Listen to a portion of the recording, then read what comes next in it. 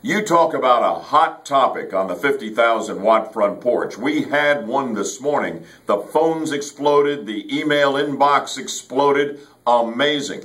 I was talking about this international educational test called the PISA test, administered to 15-year-old students in 65 countries around the world, including the United States. The scores are in. The U.S., mediocre at best, locked somewhere in the mid-20s out of 65 countries, many of whom are far poorer, with far more obstacles to excellence in education than we have in the United States. The Florida numbers, I had those as well. They are below the very mediocre United States numbers. And we took phone calls on what the problem is, who is to blame, and what the solutions might be. Because for all the gazillions of dollars we are throwing into public education, with all of the programs from the FCAT tests here in Florida to No Child Left Behind and you name it, Common Core coming down the pike,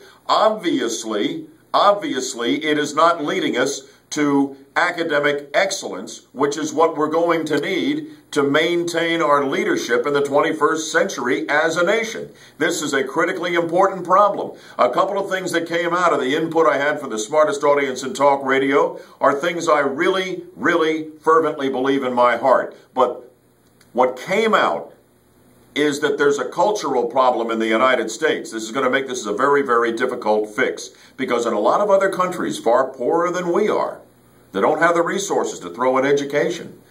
Teachers are revered in a way they are not here. In a lot of other countries with lots of obstacles to academic excellence, you have far more parental involvement.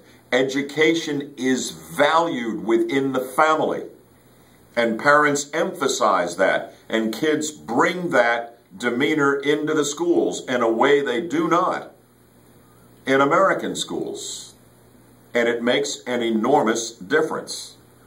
But mark my words, unless we find a way to deal with these cultural problems we have in this society, we're never going to be at the top of the international school testing list.